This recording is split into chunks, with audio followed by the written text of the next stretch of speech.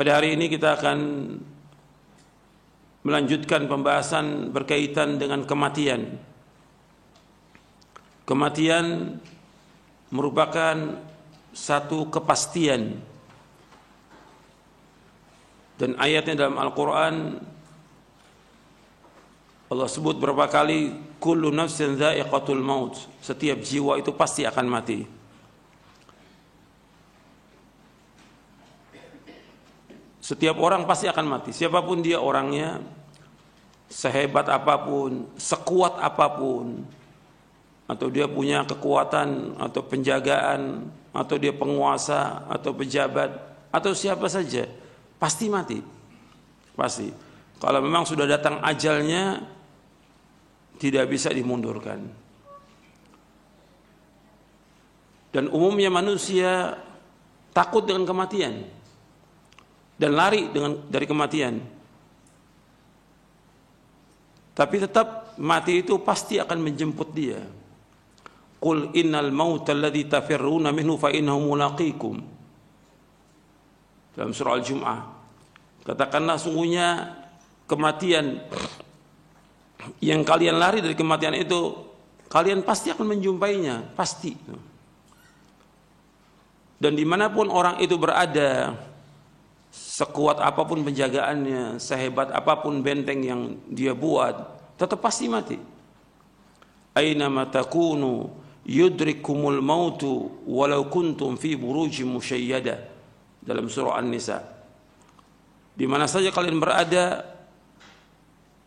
pasti mati itu akan menjemput kalian, meskipun kalian berada di benteng-benteng yang kokoh. Seorang mukmin wajib meyakini ini. Seorang mukminah wajib meyakini bahwa kita semua pasti akan mati, cepat atau lambat. Kalau jatah rezeki kita sudah habis, ya pasti mati. Dan maha adilnya Allah Ta'ala, Allah nggak akan mencabut nyawa seseorang sampai jatah rezekinya habis. Jadi Allah menciptakan makhluk ini, Allah berikan rezeki semuanya. Allah Khaliq, Allah Raziq. Allah yang mencipta, Allah berikan rezeki. Ketika jatah rezekinya habis, datang kematian itu. Dan kematian datang, apakah dalam kondisi dia sehat atau sakit atau kondisi apa aja, pasti kematian akan datang. Makanya seorang mukmin dia wajib meyakini ini. Kalau sudah yakin bahwa kematian itu pasti, maka kita harus banyak melakukan amal-amal soleh. Itu harus kita ingat. Banyak bertaubat kepada Allah. Makanya Nabi SAW bersabda dalam hadis yang sahih, Nabi bersabda, "Aktsiru dzikra hadhimil ladzat al-maut." Perbanyaklah mengingat pemotong kelezatan, yaitu mati. Perbanyak mengingat pemotong kelezatan, yaitu mati. Hadis ini sahih, diriwayatkan oleh Imam Ahmad, Tirmidzi dan Ibnu Majah dari sahabat Abu Hurairah radhiyallahu an. Di antara manfaat mengingat kematian, orang itu akan berusaha untuk menjauhkan perbuatan dosa dan maksiat. Kemudian yang kedua, dia akan selalu bertaubat kepada Allah Taala. Yang ketiga, dia akan mempersiapkan bekal dengan melakukan amal-amal soleh sebanyak-banyaknya. Dia akan berlomba-lomba untuk berbuat kebajikan. Dia tidak akan menunda amal-amal soleh yang bisa dikerjakan sekarang atau hari ini. Dia tidak menunda-nunda. Kalau dia sudah tahu bahwa kematian itu pasti akan datang, maka dia tidak menunda amal soleh yang bisa dikerjakan sekarang atau hari ini. Kemudian di antara manfaatnya lagi, dia akan menggunakan waktu sebaik-baiknya untuk hal yang bermanfaat dan ibadah kepada Allah. Akan gunakan waktunya untuk melakukan yang bermanfaat dan ibadah kepada Allah. Di antara manfaatnya lagi, dia tidak akan tamak kepada dunia. Dia tidak akan tamak kepada dunia. Kemudian juga dia merasa cukup dan puas dengan karunia Allah. Dia merasa cukup dan puas dengan karunia Allah. Kemudian dia selalu bersyukur dan bersabar atas takdir Allah. Syukur atas semua nikmat dan sabar atas takdir Allah yang pahit. Di antara manfaatnya lagi, dia tidak akan berlomba-lomba dalam mengejar dunia. Dia tidak akan berlomba-lomba. Dia tidak terlalu bergembira dengan apa yang ada. Dia tidak terlalu bersedih dengan apa yang luput. Dia tidak hasad, tidak dengki kepada orang lain, karena Allah sudah berikan semua masing-masing. Dan dia selalu takut dan harap hanya kepada Allah. Selalu takut dan harap hanya kepada Allah. Dan yang lainnya dari faedah kita mengingat mati, ada satu hadis diriwayatkan dari sahabat Abdullah bin Umar radhiyallahu anhu. Kata Abdullah bin Umar radhiyallahu anhu, ketika aku sedang bersama Rasulullah SAW, kemudian datang seorang laki-laki Ansar. Lalu laki-laki itu mengucapkan salam kepada Nabi SAW. Kemudian laki-laki ini bertanya kepada Rasulullah SAW, "Ya Rasulullah, ayyul mu'minina afdal?" Faqala ahsanum khuluqa. Qala fa ayyul mu'minina akyas? Qala aktharuhum lil mauti dzikran wa ahsanuhum lima ba'dahu isti'dadan. Ulaikal akyas. Jadi ada seorang Ansar bertanya, "Ya Rasulullah, wahai Rasulullah, ayyul mu'minina afdal?" Siapakah orang mukmin yang paling utama? Maka Nabi menjawab SAW, "Ahsanum khuluqa." Itu orang yang paling baik akhlaknya. Kemudian dia berkata lagi, "Ayyul mu'minina akyas?" Siapakah orang mukmin yang cerdas? Orang mukmin yang pintar? Orang mukmin yang jenius? Maka dijawab oleh Rasulullah SAW, "Aktsaruhum lil mauti dzikra wa ahsanuhum lima ba'dahu isti'dadan. Ulaikal akyas." Orang yang mukmin yang pintar, orang mukmin yang cerdas adalah orang yang paling banyak mengingat kematian dan yang paling baik persiapannya untuk menghadapi apa yang terjadi setelahnya. Mereka itulah orang-orang yang paling cerdas. Hadis ini hasan, diriwayatkan oleh Imam Ibnu Majah dalam sunannya dan At-Tabrani dalam Mu'jamul Kabir, dan dihasankan oleh Syekh Al-Albani rahimahullah dalam silsilah hadis as-sahihah di juz yang ketiga. Jadi disebutkan bahwa orang yang pintar, orang yang cerdas adalah orang yang banyak mengingat kematian. Menurut Rasulullah sallallahu alaihi wasallam. Ini jawaban Rasulullah. Jadi ketika ada orang ditanya siapa orang yang pintar, orang yang banyak ingat mati. Sebab dengan ingat mati, dia akan terus melakukan introspeksi kepada dirinya. Dia akan menjauhkan perbuatan dosa dan maksiat. Dia akan selalu bertaubat kepada Allah. Dia akan berusaha mengerjakan amal-amal soleh dengan segera. Seperti yang sudah kita bahas pada pekan yang lalu, bahwa para nabi dan para rasul yusari'una fil khairat. Mereka bersegera dalam berbuat kebajikan, enggak menunda. Dan juga tidak tamak kepada dunia. Kalau kita lihat orang-orang ini berlomba-lomba kepada dunia, mengejar dunia, sibuk dengan dunia. Ini orang bodoh. Menurut siapa? Rasulullah SAW. Sibuk dengan kerja, sibuk dengan dagang, sibuk dengan usaha terus dari pagi sampai malam terus seperti itu. Bahkan dia mengejar bagaimana supaya jadi pejabat. Padahal umurnya sudah di atas 50. Ada yang di atas 60. Dia nggak ingat mati. Ini orang-orang bodoh. Orang pintar, orang yang ingat kepada kematian. Orang yang berusaha mempersiapkan bekal untuk mati, melakukan amal-amal soleh karena Allah dan menjauhkan perbuatan dosa dan maksiat. Itu orang yang pintar. Jadi seorang mukmin harus terus ingat kematian. Yang menyuruh untuk memperbanyak ingat kematian siapa? Rasulullah SAW. Rasulullah memperbanyak ingat kematian. Dan antum perhatikan, jangan sampai dilalaikan oleh harta, oleh anak, oleh yang lainnya. Antum lihat dalam surah Al-Munafiqun. Di akhir-akhir surah Al-Munafiqun, Allah berfirman, ya ayyuhalladzina amanu la tulhikum amwalukum wala auladukum an dzikrillah wa may yaf'al dzalika fa ulaika humul khasirun. Wa anfiqu mimma razaqnakum min qabli an ya'tiyadakumul maut. Fa yaqulu rabb dalam surah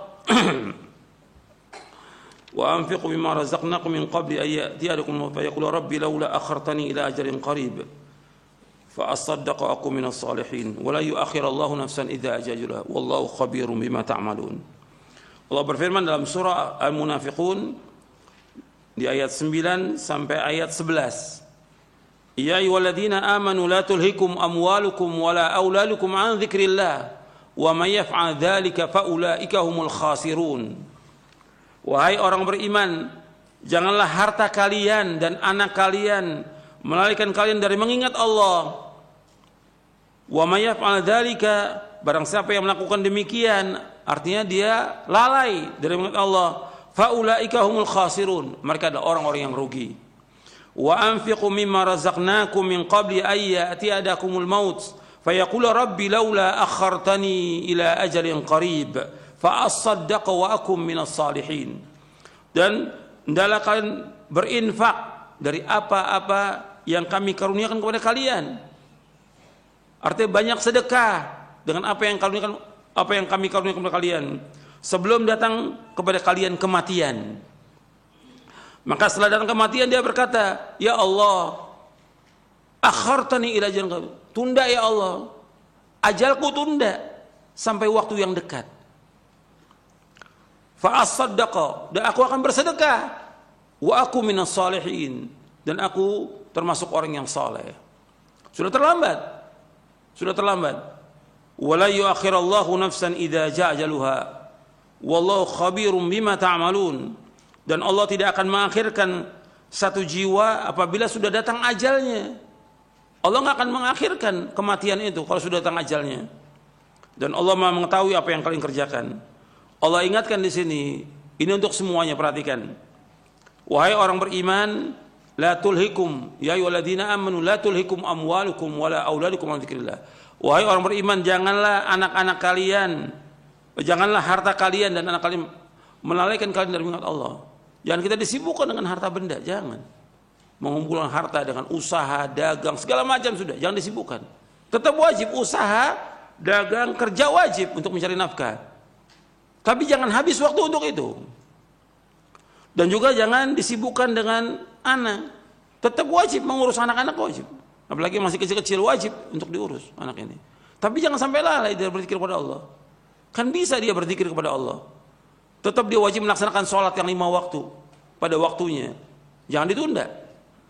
Jangan lalai dia dari mengingat Allah. Jangan lalai dari membaca Al-Quran. Jangan lalai dari sholat yang wajib 5 waktu.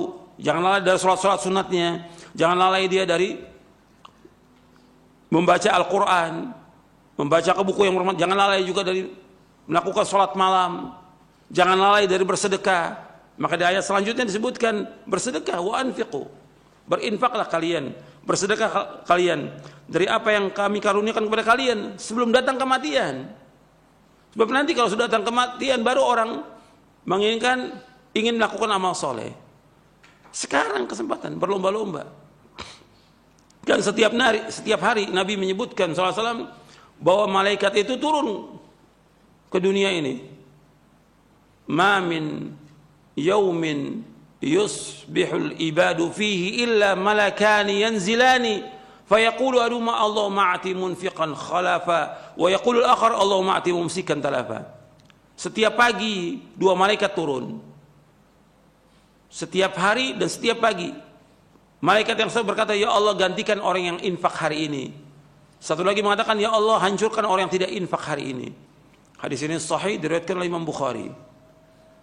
Maka berlomba-lomba melakukan amal soleh, berlomba-lomba sedekah.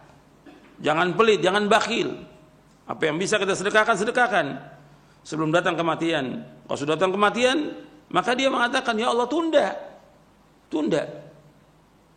kematian ini sampai waktu yang dekat. Nggak bisa. Allah sebutkan, dia mengatakan saya akan sedekah dan saya akan termasuk orang yang soleh. Jadi harta ditumpuk-tumpuk, dia nggak mau sedekah. Kalau sudah datang ajal, nggak bisa ditunda. Antum lihat lagi dalam surah Al-Mu'minun. Surah Al-Mu'minun, surah 23, ayat 99. Allah menyebutkan tentang orang yang menyesal ketika sudah datang kematian. Hatta idza ja'ahumul mautu qala rabbirji'un la'alli a'malu salihan fima tarakt kalla innaha kalimatun huwa qailuha wa min waraihim barzakhun ila yaumi yub'atsun. Dalam surah Al-Mu'minun di ayat 99 dan 100.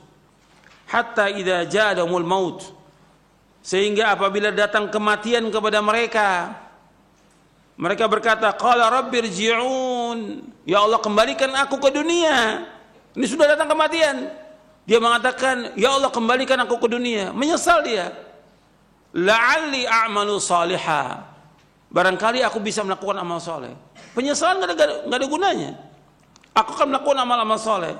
Fima tarak, dari apa yang aku tinggalkan. Kalla, kata Allah, tidak sekali-kali. Tidak akan bisa. Innaha kalimatun huwa qailuha, itu kalimat yang dia ucapkan saja. Wa min waraihim barzakhun ila yaumi yub'atsun, dan di belakang mereka ada barzakh sampai hari dibangkitkan. Ini ingat, ini pelajaran ini. Sudah bukan satu lagi, bukan ribuan, sudah jutaan manusia menyesal. Jutaan manusia menyesal. Ketika sudah datang kematian, menyesal dia. Karena dia selama ini tidak melakukan amal-amal soleh, lambat dalam melakukan amal soleh.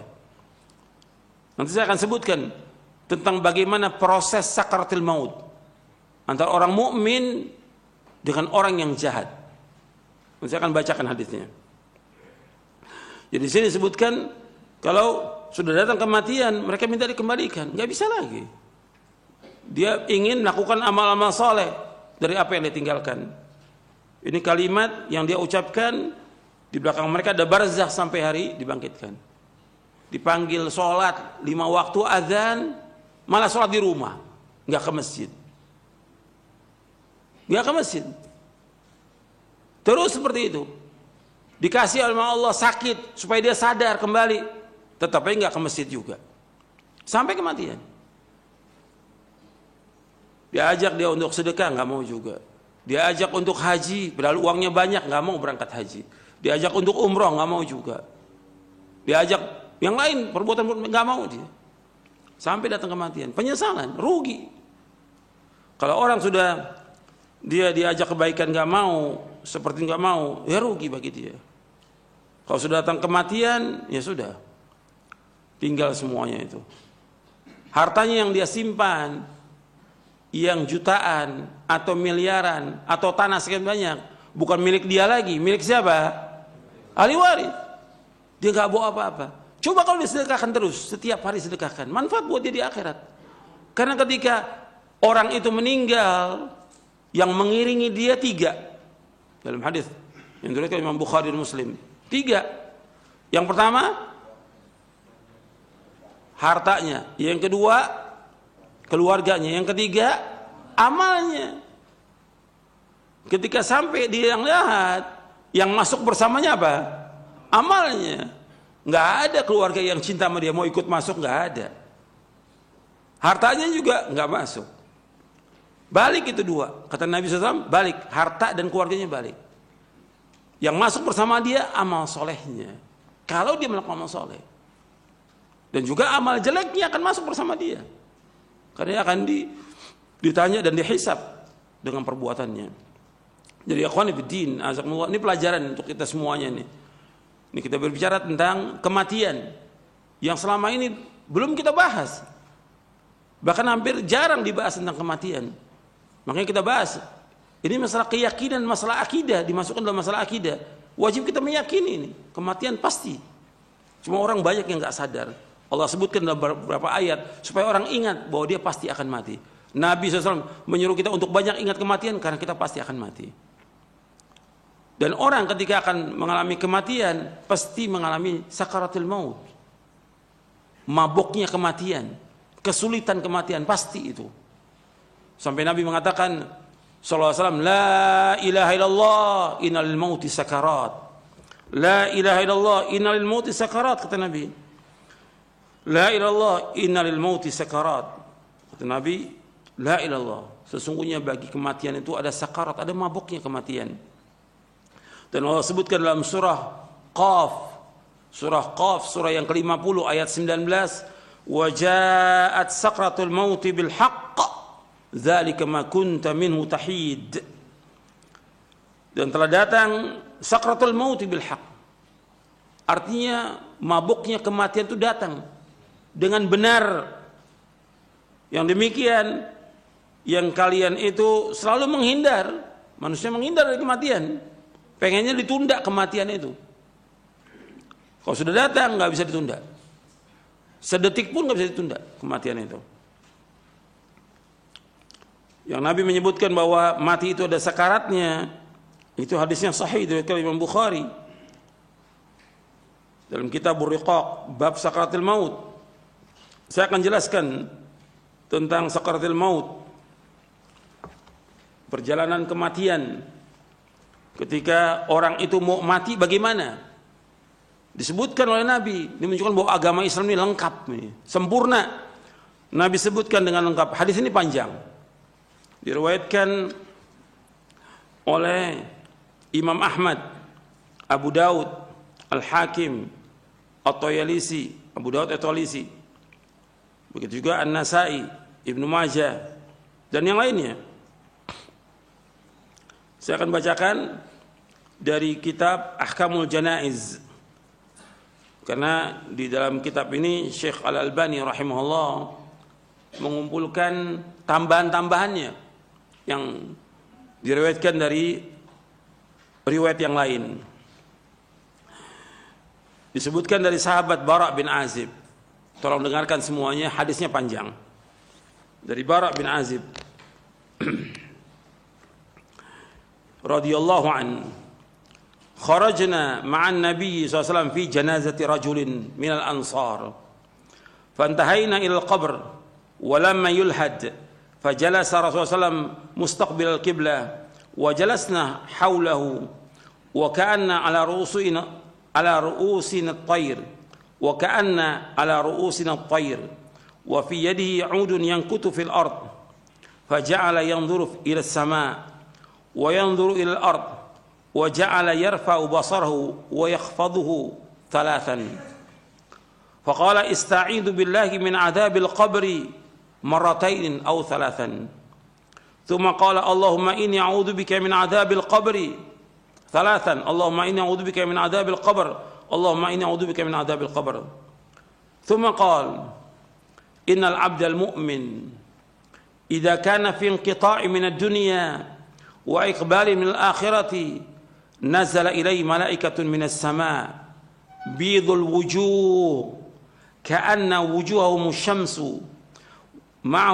معهم كفن من أكفان الجنة وحنوط من حنوط الجنة حتى يجلس منه مد البصر ثم يجيء ملك الموت عليه السلام حتى يجلس عند رأسه فيقول أيتها النفس الطيبة وفي رواية يا أيها النفس المطمئنة اخرجي إلى مغفرة من الله ورضوان قال فتخرج تسيل كما تسيل القطرة من السقاء فيأخذها وفي رواية حتى إذا خرجت روحه صلى عليه كل ملك بين السماء والأرض وكل ملك في السماء وفتحت له أبواب السماء ليس من أهل باب إلا وهم يدعون الله أن يعرج بروحه من قبلهم فإذا أخذها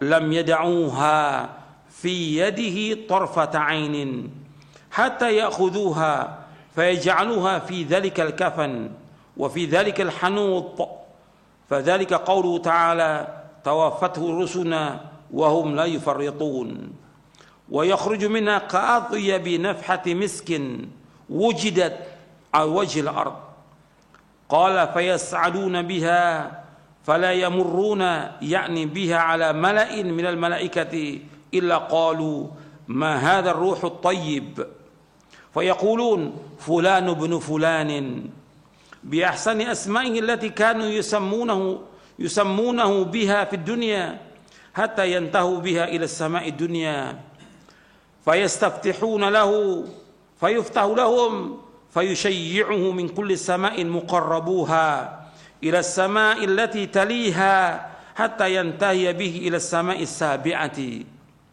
فيقول الله عز وجل اكتبوا كتاب عبدي في عليين وما أدراك ما عليون كتاب مرقوم يشهده المقربون فيكتبه كتابه في عليين ثم يقال أعيدوه إلى الأرض فإني وعدتهم أني منها خلقتهم وفيها أعيدهم ومنها أخرجهم تارة أخرى قال فيرد إلى الأرض وتعاد روحه إلى جسده قال فإنه يسمع خفق نعال أصحابه إذا ولوا عنه مدبرين فيأتيه ملكان شديد الانتهار فينتهران ويجلسان فيقولان له من ربك فيقول ربي الله فيقولان له ما دينك فيقول ديني الإسلام فيقولان له ما هذا الرجل الذي بعث فيكم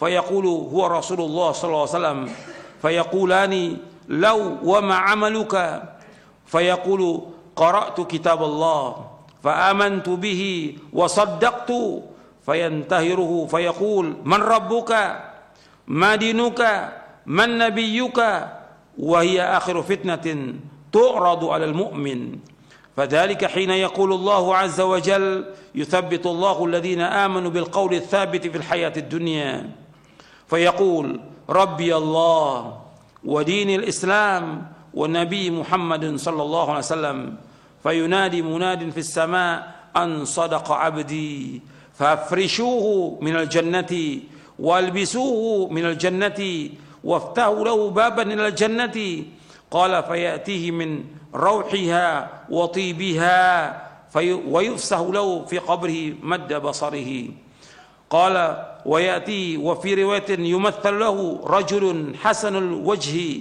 حسن الثياب طيب الريح فيقول أبشر بالذي يسرك أبشر برضوان من الله وجنات فيها نعيم مقيم هذا يومك الذي كنت توعد فيقول له وأنت فبشرك الله بخير من أنت فوجهك الذي وجه الذي يجيء بالخير فيقول أنا عملك الصالح أنا عملك الصالح فوالله ما علمتك إلا كنت سريعا في طاعة الله بطيئا في معصية الله فجزاك الله خيرا ثم يفتح له باب من الجنة وباب من النار فيقال هذا منزلك لو عصيت الله أبدلك الله به هذا فإذا رأى ما في الجنة قال ربي عجل قيام الساعة كيما أرجع إلى أهلي ومالي فيقال له أسكن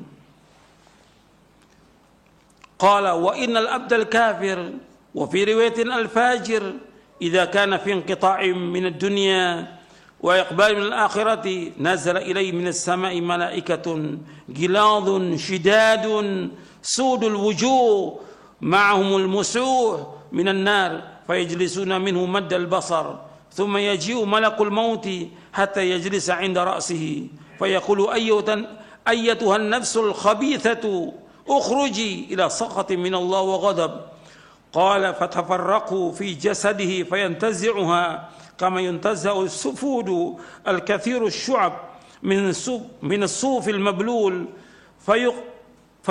فتقطع معها العروق والعصب فيلعنه كل ملك بين السماء والأرض وكل ملك في السماء وتغلق أبواب السماء ليس من أهل الباب إلا وهم يدعون الله ألا تعرج روحه من قبلهم فيأخذها فإذا أخذها لم يدعوها في يده طرفة عين حتى يجعلوها في تلك المسوح ويخرج منها كأنتن ريح جيفة وجدت على وجه الأرض فيسعدون بها فلا يمرون بها على ملأ من الملائكة إلا قالوا ما هذا الروح الخبيث فيقول فلان ابن فلان بأقبح أسمائه التي كان يسمى بها في الدنيا حتى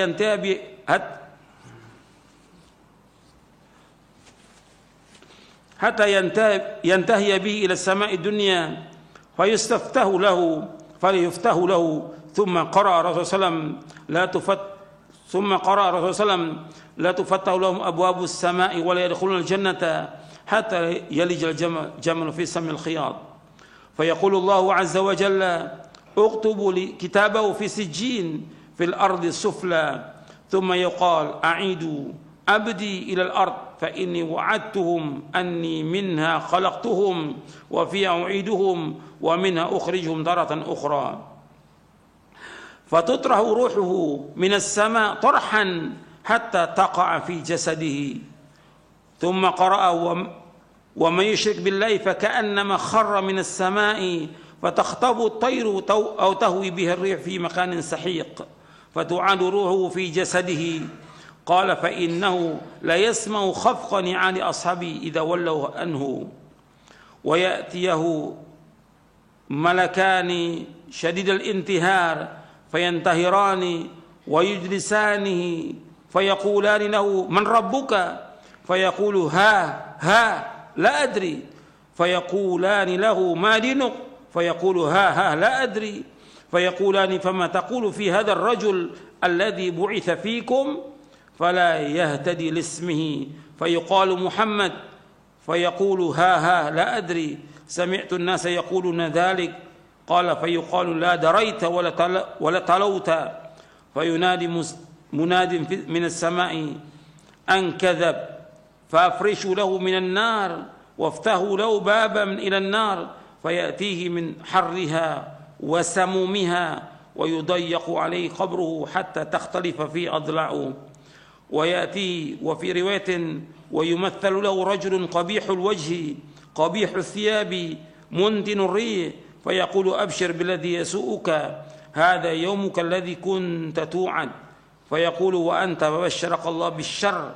من أنت وجهك وجه الذي يجيء بالشر فيقول أنا عملك الخبيث والله ما علمت إلا كنت بطيئا عن طاعة الله سريعا إلى معصية الله فجزاك الله شرا ثم يقيد له أعمى أصم أبكم في يدي مرزبة لو ضرب بها جبل كان ترابا فيضربه ضربة حتى يصير بها ترابا ثم يعيده الله كما كان فيضربه ضربا أخرى فيصيح صيحة يسمع كل شيء إلا الثقلين ثم يفتح له باب من النار ويمهد من فرش النار فيقول ربي لا تقم الساعة أخرجه أبو داود والحاكم والطيالسي وأحمد والأجري في الشريعة ورواه النسائي وابن ماجه. Saya bacakan di sini panjang, artinya kata sahabat Bara bin Azib radhiyallahu anhu, beliau berkata, kami pernah pergi bersama Nabi sallallahu alaihi wasallam, arti kami mengantarkan jenazah. Kami bersama Nabi sallallahu alaihi wasallam mengantarkan jenazah salah seorang dari kaum Ansar. Kami pun sampai di kuburan. Tatkala jenazahnya telah dimasukkan ke liang lahat, artinya sedang dimasukkan di liang lahat, Rasulullah SAW duduk dengan menghadap kiblat dan kami ikut duduk di sekeliling beliau, seakan-akan di atas kepala kami terdapat burung. Arti kami menundukkan, nggak berani kami mendongakkan kepala, kami tunduk. Di tangan beliau terdapat tongkat yang beliau hentakkan ke tanah. Kemudian beliau melihat ke langit dan ke bumi. Beliau juga mengangkat dan mengangkat pandangannya sebanyak 3 kali. Selanjutnya beliau bersabda, berlindunglah kepada Allah dari azab kubur. Kata Nabi, ista'idzu billahi min adzabil qabr 3 kali. Kemudian Nabi mengucapkan, Allahumma inni a'udzubika min adzabil qabr. Allahumma inni a'udzubika min adzabil qabr. Allahumma inni a'udzubika min adzabil qabr. Ya Allah, sungguhnya aku berlindung padamu dari azab kubur. Nabi ucapkan 3 kali. Kemudian beliau sallallahu alaihi wasallam bersabda, innal abdal mu'min, sesungguhnya seorang hamba yang beriman, jika ia akan terputus dari kehidupan dunia menuju alam akhirat, artinya sudah sedikit lagi dia meninggal dunia, sudah detik-detiknya meninggal dunia, maka turun kepadanya para malaikat dari langit yang berwajah putih seolah-olah wajah mereka matahari, dengan membawa salah satu dari kafan dan wewangian sorga, hingga mereka duduk dengan jarak sejauh mata memandang. Selanjutnya malakul maut alaihissalam mendatanginya hingga duduk di dekat kepalanya. Seraya berkata, malaikat maut mengatakan, ayyuhan nafsu thayyibah. Dalam riwayat yang lain, ayyuhan nafsul mutmainnah, wahai jiwa yang baik. Dalam riwayat yang lain disebutkan, wahai jiwa yang tenang, ukhruji ila maghfiratin minallah wa ridwanin, keluarlah menuju ampunan dari Allah dan keridhaannya. Artinya orang mukmin keluar ruhnya itu dengan dipanggil dengan panggilan yang baik, wahai jiwa yang baik, wahai jiwa yang tenang, keluarlah menuju ampunan dari Allah dan keridhaannya. Beliau SAW berkata, maka keluarlah jiwa itu menetes seperti sisa tetesan air yang keluar dari mulut bijana. Berarti kalau orang itu ini bijana, kalau airnya penuh itu keluarnya cepat.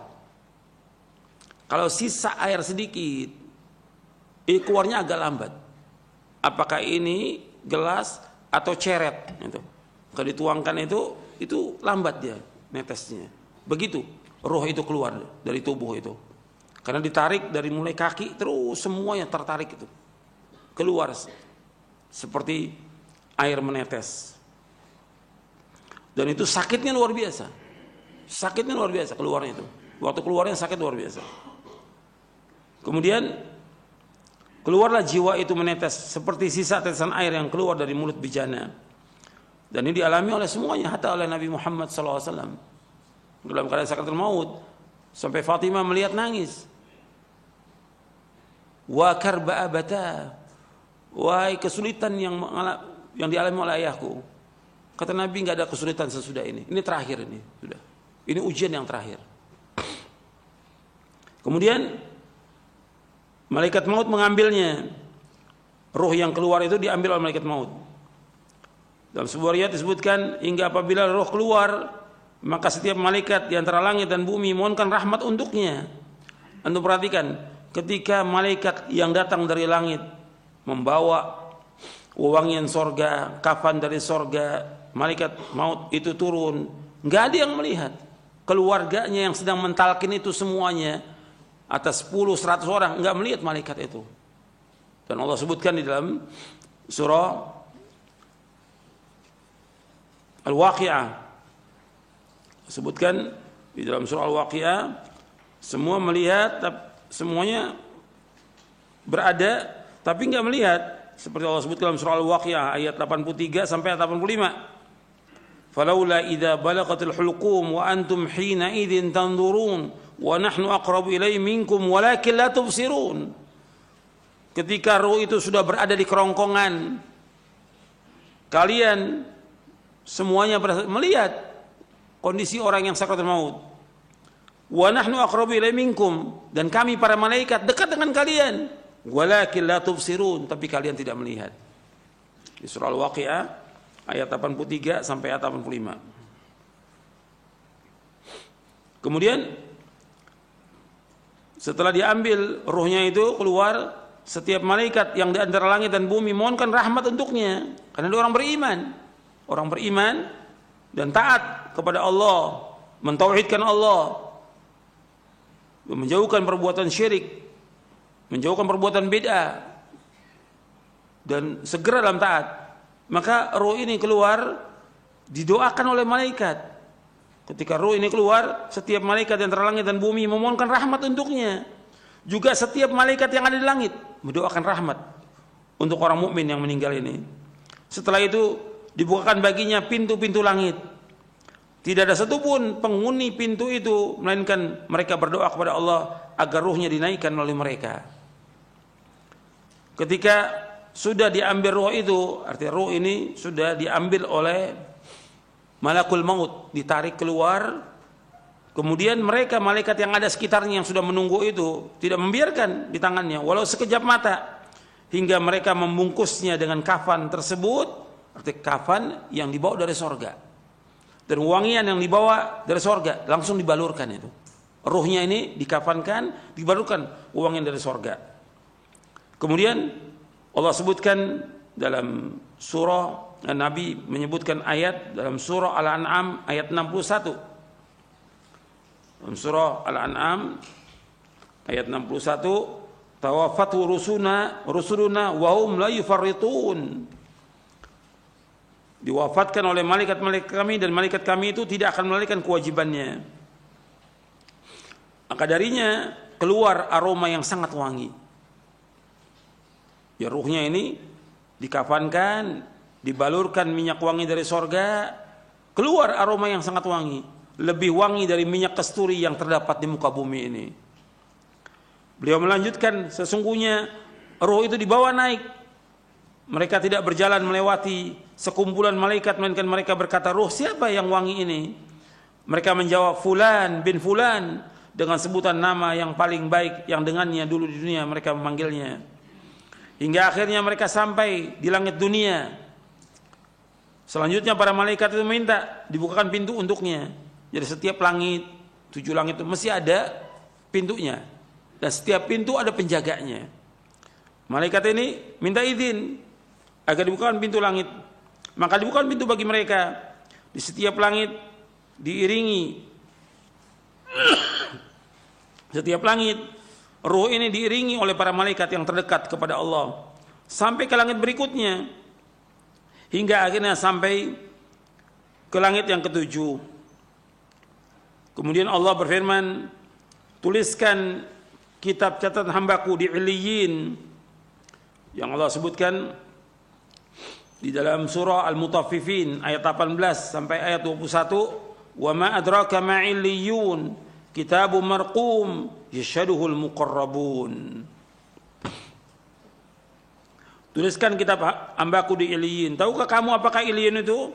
Yaitu kitab yang bertulis, yang disaksikan oleh malaikat-malaikat yang terdekat kepada Allah. Maka dituliskan kitabnya di Illiyin. Setelah itu dikatakan, kembalikan ruh ini ke bumi, karena sungguhnya aku telah menjanjikan bahwa darinya aku telah menciptakan mereka, dan kepadanya aku akan mengembalikan mereka, serta darinya akan aku keluarkan mereka di kesempatan yang lain.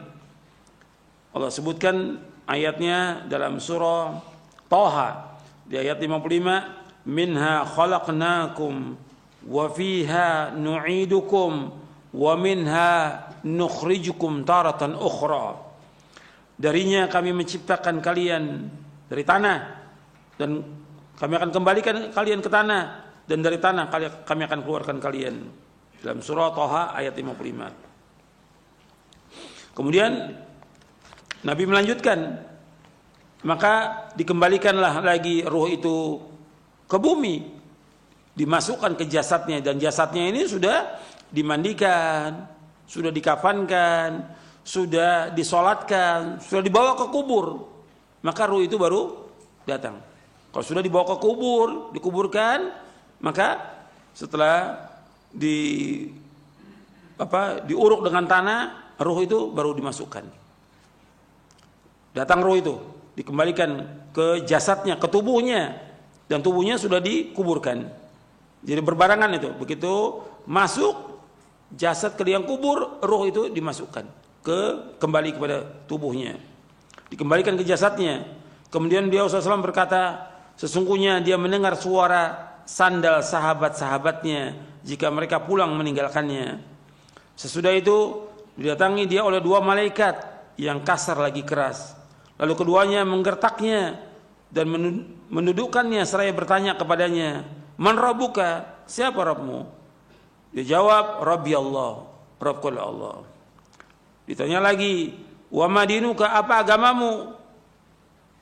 Maka dia menjawab, "Dini Islam." Dijawab, "Dini Islam, agamaku adalah Islam." Kemudian ditanya lagi, "Ma hadzal rajul alladzi bu'itsa fikum?" Ditanya lagi, "Siapa orang ini yang telah diutus ke tengah-tengah kalian?" Dia menjawab, "Adalah Rasulullah sallallahu alaihi wasallam." Kemudian lebih lanjut keduanya bertanya, "Apa amalmu?" Dia menjawab, "Aku telah membaca kitab Allah. Aku juga beriman kepadanya serta membenarkannya." Malaikat itu pun menggertak. Ini dua malaikat nih, yang bertanya dua malaikat, Munkar dan Nakir. Dalam riwayat yang lain disebutkan dalam riwayat Tirmidzi, nama dua malaikat itu yang bertanya namanya Munkar dan Nakir. Kemudian malaikat bertanya lagi, "Siapa Rabbmu? Apa agamamu? Dan siapa nabimu?" Yang demikian itu merupakan ujian yang terakhir yang dihadapi oleh orang mukmin. Dan ini berlangsung ketika Allah berfirman, "Yutsabbitullahu alladziina aamanu bil qauli tsabiti fil hayatid dunya." Allah akan meneguhkan orang-orang beriman dengan ucapan yang teguh dalam kehidupan di dunia. Itu maksudnya ketika di alam barzah. Dalam surah Ibrahim ayat 27. Dalam surah Ibrahim. Maka dia pun menjawab, "Allah Rabbku. Islam agamaku." Artinya Allah menguatkan dia untuk bisa menjawab orang mukmin ini. Maka dia menjawab, "Allah Rabbku. Islam agamaku. Muhammad SAW nabiku." Kemudian ada penyeru yang berseru di langit, "Hambaku benar. Hamparkan permadani dari surga untuknya.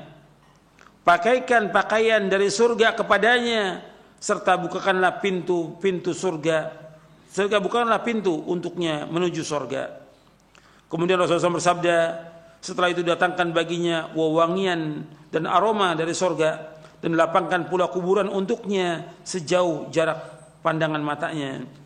Dia juga menceritakan, dia datangi dalam sebuah riwayat disebutkan, yang diserupakan dalam bentuk seorang laki-laki yang berpakaian bagus.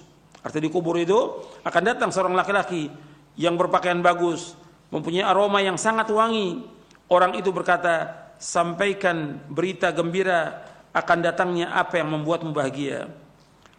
Artinya, sampaikan berita gembira ini, akan datangnya apa yang membuatmu bahagia.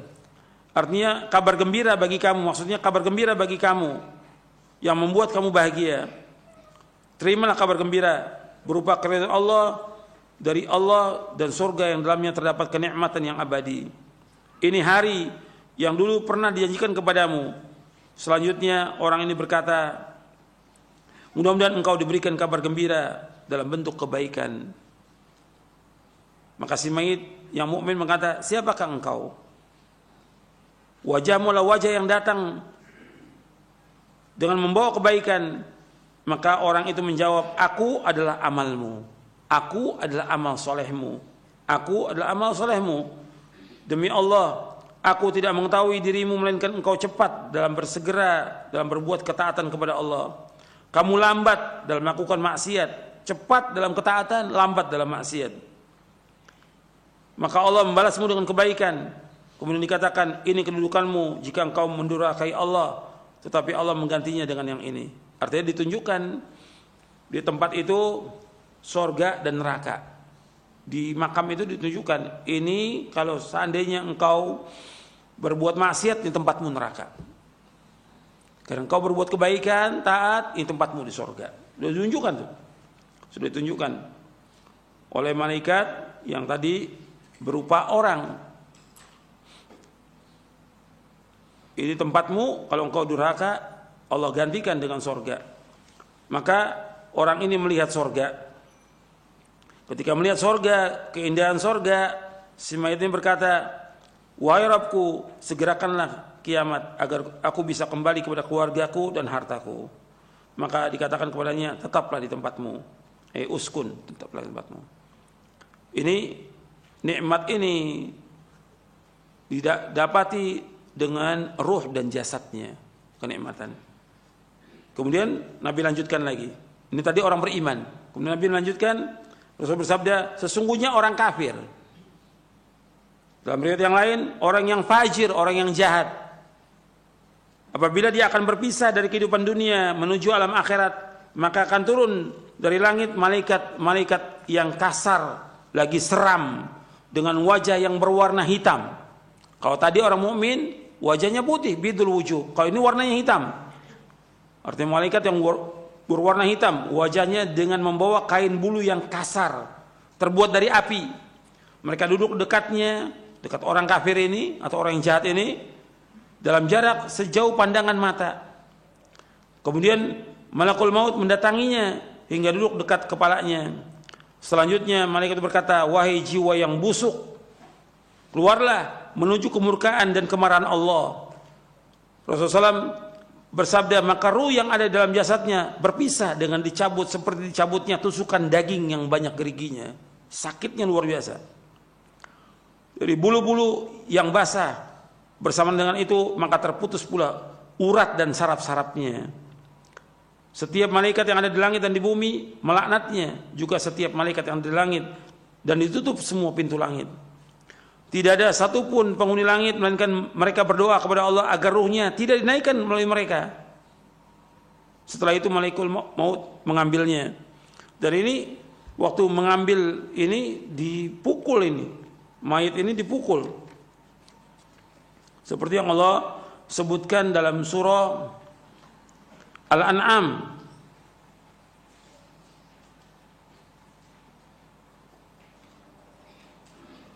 Walau tara idh zalimuna fi ghamaratil maut wal malaikatu basitu aydihim akhriju anfusakum al yawma tujzauna adzabal huni bima kuntum taquluna al haqq ghairal haqq wa kuntum an ayati tastakbirun.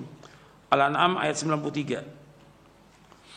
Kalau engkau melihat orang-orang zalim dalam sakaratul maut, malaikat membuka tangan mereka mengatakan dengan keras, keluarkan jiwa kamu, keluarkan roh kamu, hari ini kamu akan dibalas dengan adab yang hina, dengan sebab kalian berkata sama Allah dengan tidak benar dan kalian sombong dari ayat Allah. Kemudian juga dalam surah Al-Anfal ayat 50, walau tara idh yatawaffa alladhina kafaru al-malaikatu yadribuna wujuhahum wa adbarahum wa dhuqu adzabal hariq. Dan ingatlah seandainya engkau melihat orang-orang kafir diwafatkan oleh malaikat, dipukul oleh malaikat itu. Jadi malaikat yang ada di sekitar itu memukul wajahnya, dipukul belakangnya. Rasakan adab yang membakar buat kamu. Begitu juga Allah sebutkan dalam surah Muhammad ayat 27, fa kaifa idza tawaffatul malaikatu yadribuna wujuhahum wa adbarahum. Bagaimana apabila diwafatkan mereka oleh malaikat, malaikat memukul wajah mereka dan punggung mereka. Jadi orang-orang kafir dan juga orang-orang yang jahat ini, orang-orang yang zalim dipukul oleh malaikat. Orang yang sekitarnya, keluarganya tidak dengar, tapi melihat. Artinya melihat kondisi si mayat itu dalam kondisi yang tidak baik, tersiksa dia. Dan itu orang-orang kafir itu ketika mati itu teriak-teriak. Luar biasa teriak-teriaknya. Sakit. Orang-orang yang jahat juga demikian. Orang yang zalim demikian. Jadi dicabut dengan keras, dipukul oleh malaikat, dan orang sekitarnya enggak melihat. Malaikat memukul mereka dengan keras dipukul. Kemudian dicabut oleh malaikat maut. Jadi nama yang benar malaikat yang mencabut nyawa itu namanya malakul maut, sesuai dengan nas Al-Quran dan juga dengan hadis Nabi. Enggak ada malaikat Israel, itu enggak ada. Enggak ada, itu bukan dari hadis Nabi. Yang benar yaitu malakul maut, yang mencabut nyawa itu malakul maut. Kemudian setelah itu, setelah dicabut nyawanya, rohnya itu seperti cabutan tusukan daging yang banyak geriginya, dari bulu-bulu yang basah, terputus urat-uratnya dan sarafnya. Setiap malaikat yang ada di langit dan di bumi melaknatnya. Juga setiap malaikat yang ada di langit, ditutup semua pintu langit. Tidak ada satupun penghuni langit melainkan mereka berdoa kepada Allah agar ruhnya tidak dinaikkan oleh mereka. Setelah itu malakul maut mengambilnya, dan jika sudah mengambilnya maka mereka tidak akan membiarkannya berada di tangannya walau sekejap mata pun, hingga mereka menempatkannya dalam kain yang kasar tersebut yang terbuat dari api. Darinya keluar bau yang sangat busuk, lebih busuk dari bau bangkai yang terdapat di muka bumi ini. Sesudah itu mereka membawanya naik. Mereka tidak melewati sekumpulan malaikat, melainkan para malaikat itu bertanya, ruh siapa yang sangat buruk ini?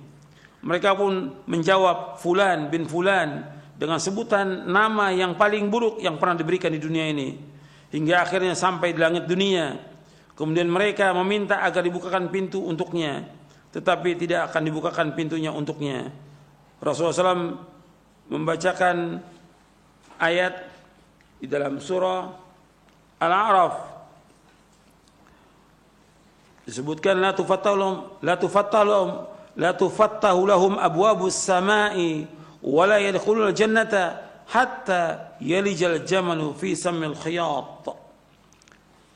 Di dalam surah Al-A'raf ayat 40, sekali-kali tidak akan dibuka bagi mereka pintu-pintu langit, dan mereka juga tidak akan masuk surga sampai onta masuk ke lubang jarum.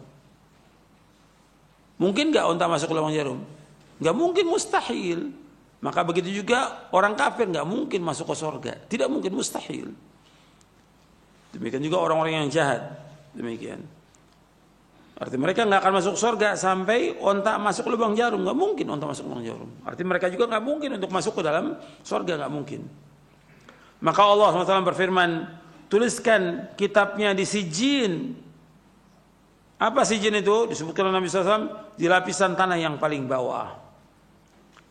Setelah dikatakan, kembalikan hambaku ke bumi, karena sungguhnya aku menjanjikan kepada mereka bahwa aku menciptakannya dari tanah, kepadanya aku akan mengembalikannya, dan darinya pula aku mengeluarkannya pada kesempatan yang lain. Kemudian ruhnya dilemparkan dari langit. Kalau yang mukmin dibawa oleh malaikat, kalau ini dilemparkan dari langit. Dilemparkan, sekali lemparan sampai ke jasadnya. Dan Allah sebutkan, wa may yusyrik billahi faka'annama kharra minas sama' fatakhtafuhu at-tayru aw tahwi bihi ar-rihu fi makanin sahiq. Allah berfirman dalam surah Al-Hajj ayat 31, barang siapa yang berbuat syirik mempersekutukan Allah dengan barang siapa yang berbuat syirik yang mempersekutukan Allah dengan sesuatu, maka ruhnya itu seolah jatuh dari langit lalu disambar oleh burung atau diterbangkan angin ke tempat yang jauh. Kemudian rohnya dikembalikan ke jasadnya.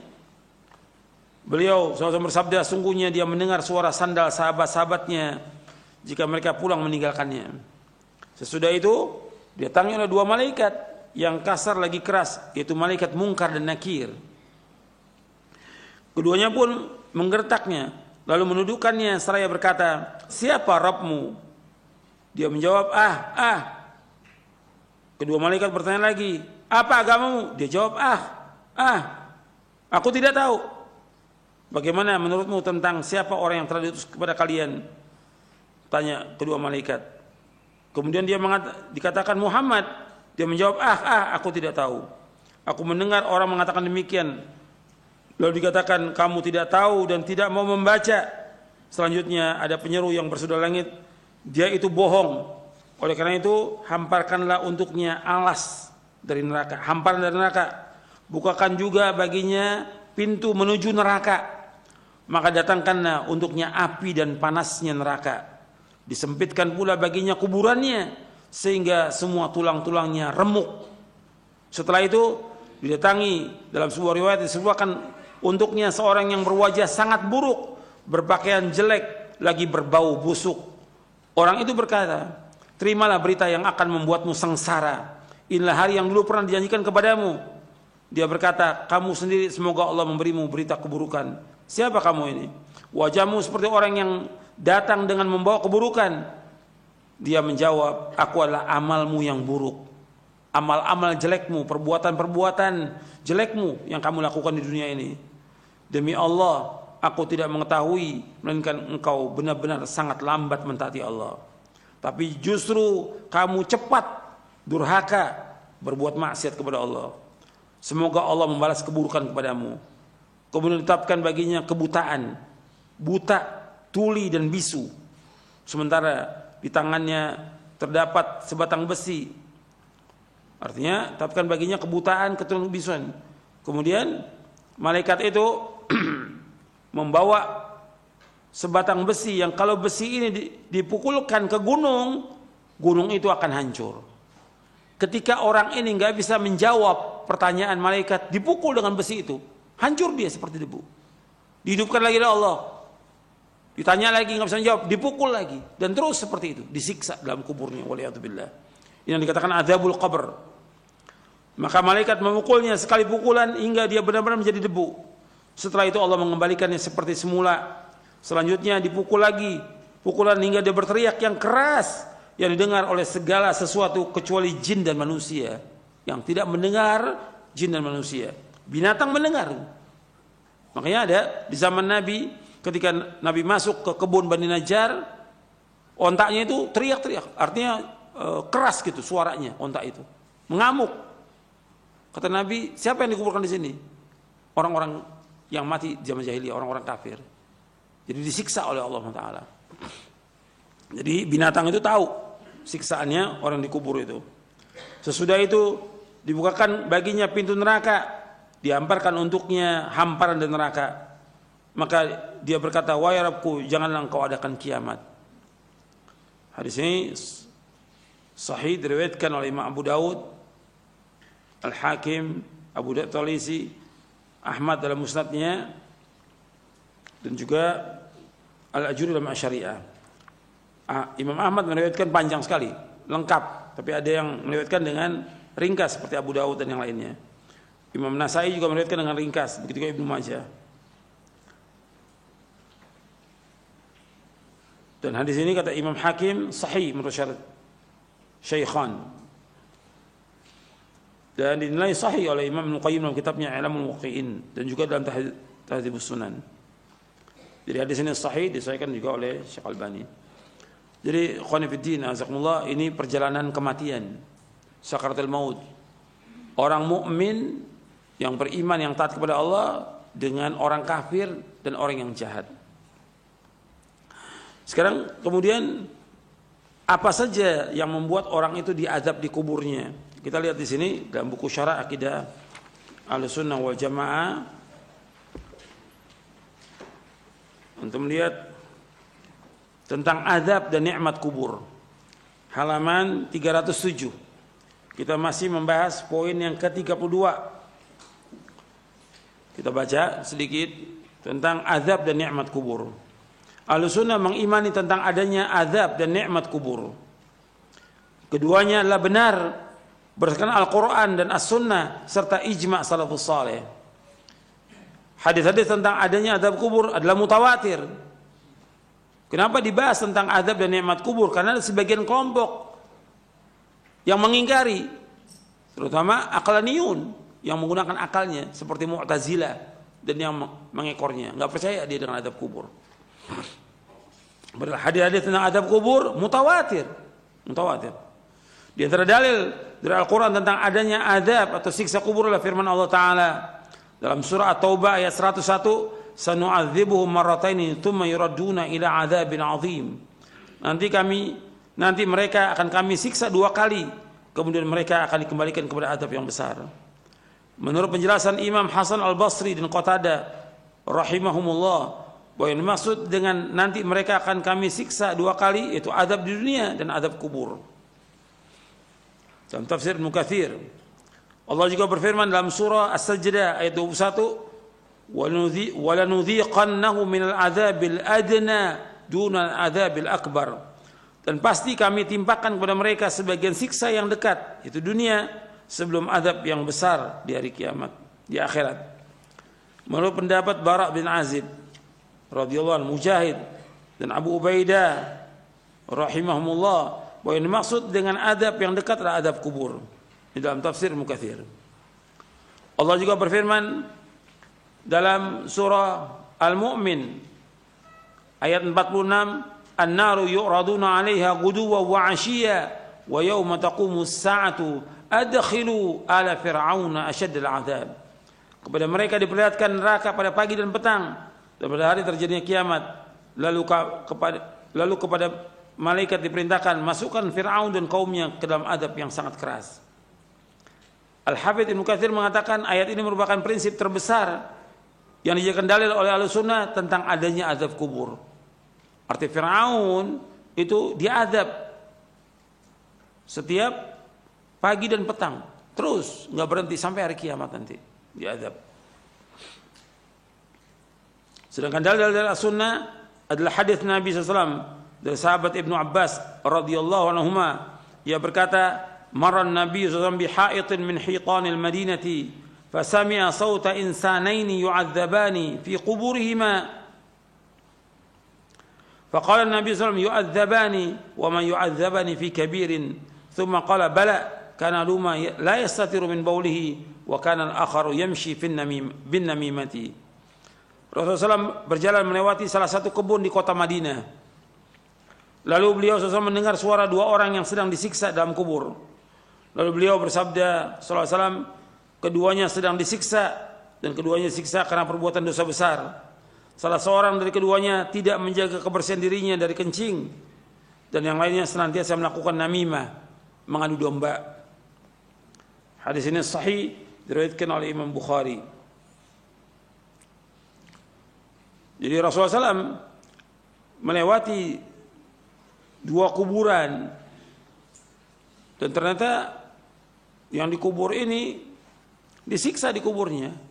Nabi menyebutkan ini tentang dua orang muslim, bukan orang kafir. Kalau yang tadi saya sebutkan orang kafir, orang yang mati jahiliyah. Kalau ini orang muslim yang dia diazab di kuburnya. Yang pertama, dia tidak membersihkan dirinya dari kencing, nggak bersih dia. Ketika cebok, istinja, nggak bersih dia. Yang kedua, dia berjalan untuk mengadu domba, ngomong kepada A lain, kepada B lain supaya ribut, namam. Dalam hadis yang lain yang diriwayatkan juga oleh Imam Bukhari, Nabi bersabda, la yadkhulul jannata namam, tidak akan masuk surga orang yang suka mengadu domba. Ini hati-hati nih, mengadu domba. Karena orang mengadu domba antara teman dengan teman, antara saudara dengan saudara, antara tangga dengan tangga. Bahkan yang parah lagi sekarang ini, antara ustadz dengan ustadz dia adu domba. Ini parah ini. Sudah ngaji tapi dia adu domba. Ini namam, kata Nabi, tidak masuk surga. La yadkhulul jannata namam, tidak akan masuk surga orang yang suka mengadu domba itu. Dan ini menunjukkan tentang adanya azab kubur. Adanya azab kubur. Rasulullah SAW menganjurkan umatnya untuk senantiasa berdoa, memohon perlindungan kepada Allah dari azab kubur di setiap akhir tasyahud sebelum salam, ketika sholat yang wajib maupun yang sholat sunat. Kita berlindung kepada Allah, Allahumma inni a'udzubika min adzabi jahannam wa min adzabil qabr wa min fitnatil mahya wal mamat wa min syarri fitnatil masiihid dajjal. Ya Allah, aku berlindung pada Engkau dari azab jahannam, dari azab kubur, dari fitnah hidup dan fitnah mati, dan aku berlindung pada Engkau dari kejahatan fitnah masiihid dajjal. Hadis ini sahih Muslim dari sahabat Abu Hurairah. Hadis ini menunjukkan tentang adanya azab kubur, dan masih banyak lagi dalil yang lain yang menunjukkan tentang adanya azab kubur. Oleh karena itu kita diperintahkan agar berlindung dari azab kubur. Ya, sampai sini kajian kita, mudah-mudahan bermanfaat. Dan dengan kajian seperti ini kita tambah ingat dengan kematian dan tambah berhati-hati. Dan kita menjauhkan perbuatan dosa dan maksiat, segera melakukan ketaatan, berlomba-lomba dalam kebaikan, dan bertaubat kepada Allah, dan mohon kepada Allah agar diberikan sabat, ketetapan, dan juga diberikan oleh Allah husnul khatimah, akhir kehidupan yang baik. Itu yang kita minta kepada Allah Ta'ala, agar kita tetapkan di atas Islam dan Sunnah sampai akhir hayat kita, dan juga kita diwafatkan dalam keadaan husnul khatimah. Karena ada juga orang-orang yang dia melakukan amal-amal soleh, yang kemudian setelah itu dia berbuat kejelekan, berbuat maksiat, atau berbuat kekufuran, yang dengannya dia mati dalam keadaan su'ul khatimah, dan dimasukkan dia ke neraka dengan sebab itu. Waliyatubillah. Hati-hati, ada orang yang dia beramal soleh terus, lama dia beramal soleh, tapi menjelang akhir hayatnya dia berbuat dosa dan maksiat sampai dia meninggal, yang dengan itu dia masuk neraka. Tapi ada juga orang-orang yang dia berbuat kejahatan, di akhir hayatnya diberikan hidayah oleh Allah, dia taubat.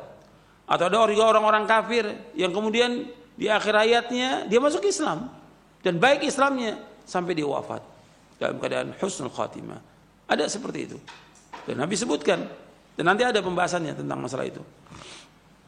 Ketika kita berbicara tentang ancaman dan juga tentang janji Allah, wa'id dan wa'ad, ada di buku ini, di syarah akidah ini. Makanya kita seorang mukmin wajib berhati-hati.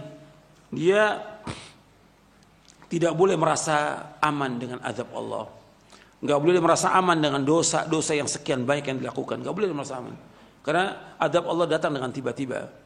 Kematian datang dengan tiba-tiba. Tetap dia takut dengan dosanya, takut kepada Allah dengan perbuatan maksiat yang dilakukan, takut dengan perjalanan dia yang buruk, takut dibuka oleh Allah dan wafat dalam keadaan su'ul khatimah. Yang itu dia harus takut kepada Allah, takut kepada Allah atas dosanya, bukan bangga dengan dosanya, bukan cerita tentang masa lalunya, nggak boleh. Ini perhatikan nih. Orang yang taubat, apakah dia pendeta, apakah dia Nasrani, apakah dia pemusik, atau yang lainnya, pelawak atau yang lainnya, ketika dia taubat nggak boleh cerita dia tentang masa lalunya. Tutup. Dulu para ulama salaf takut kalau disebutkan masa lalunya, takut. Kok sekarang bangga? Bahkan di videoin perbuatan cerita dia tentang masa lalu, nggak boleh. Ini Allah sudah tutup, jangan ceritakan kepada orang. Taubat kepada Allah dengan taubatan nasuha. Begitu juga kita jangan berbangga dengan amal soleh kita, karena kita nggak tahu amal soleh kita diterima atau tidak oleh Allah Taala. Ini minal muhlikat. Banyak orang berbangga dengan amal solehnya, dengan sholatnya 5 waktu, sholat malamnya, dengan sedekahnya, dengan segala macam dia membangun masjid, dengan segala macam dicerita. Hati-hati, karena bisa jadi amal itu tidak diterima oleh Allah Taala. Hati-hati itu. Orang mukmin harus terus merasa takut dengan azab Allah. Juga takut amalnya nggak terima, dan dia mengharap kepada Allah agar amalnya diterima. Itu perhatikan tuh. Orang beriman seperti itu, seperti yang Allah sebutkan di dalam surah Al-Mu'minun di ayat 60, walladzina yu'tuna ma atau wa qulubuhum wajilatun annahum ila rabbihim raji'un. Dalam surah Al-Mu'minun di ayat 60, dan orang-orang yang diberikan oleh Allah, artinya orang-orang yang memberikan, bersedekah, dia infak apa yang diberikan oleh Allah, dan hatinya takut, dan dia yakin bahwa dia akan kembali kepada Allah. Ditanya oleh Aisyah radhiyallahu anha, ya Rasulullah, apa yang dimaksud dengan ayat ini? Orang yang dia minum khamar, dia mencuri, dia berzina, dia takut kepada Allah. La ya bintas Siddiq. Enggak, Aisyah. Ini adalah orang-orang yang dia sholat, dia puasa, dia sedekah, tapi dia takut nggak diterima amalnya oleh Allah. Takut. Jadi kita jangan meyakini pasti amal kita diterima, sholat kita diterima, puasa kita diterima. Jangan begitu. Jangan bangga kita. Kita terus minta kepada Allah SWT agar amal kita terima, supaya kita diwafatkan oleh Allah dalam keadaan husnul khatimah. Anda perhatikan Nabi Ibrahim alaihissalam dan Nabi Ismail alaihissalam. Nabi Ibrahim dan Nabi Ismail alaihissalam ini membangun Ka'bah. Jelas perintah Allah dan ikhlas karena Allah. Ka'bah kiblatnya kaum muslimin. Setelah selesai membangun Ka'bah, tetap berdoa, Rabbana taqabbal minna innaka antas sami'ul. Ya Allah, terimalah amal kami ya Allah, karena Engkau yang Maha mendengar dan Maha mengetahui. Ingat tuh, seorang mukmin terus apabila melakukan amal soleh, dia minta kepada Allah agar terima. Kalau dia melakukan perbuatan dosa, segera bertaubat. Taubat, perhatikan, taubat semuanya. Saya dan antum sama, segera bertaubat. Dan Allah menyebutkan dalam Al-Quran, ya ayyuhalladzina amanu tubu ilallahi taubatan nasuha. Orang beriman taubatlah kepada Allah dengan taubat yang nasuh, taubat yang ikhlas. Dalam surah At-Tahrim ayat 8. Allah juga berfirman dalam surah An-Nur, wa tubu ilallahi jami'an ayyuhal mu'minuna la'allakum tuflihun. Bertaubatlah wahai orang beriman semuanya, taubat kepada Allah agar kalian menjadi orang yang sukses. Taubat. Jadi segera itu taubat kepada Allah. Ketika berbuat dosa, segera taubat kepada Allah. Perhatikan tuh, bahwa taubat tidak diterima oleh Allah ketika ruh berada di kerongkongan, yang kedua ketika matahari terbit dari barat. Nabi bersabda SAW, "Innallaha yaqbalu taubatal 'abdi ma lam yughargir." Sungguhnya Allah menerima taubatnya seorang hamba selama ruhnya belum di kerongkongan. Kalau sudah di kerongkongan enggak diterima.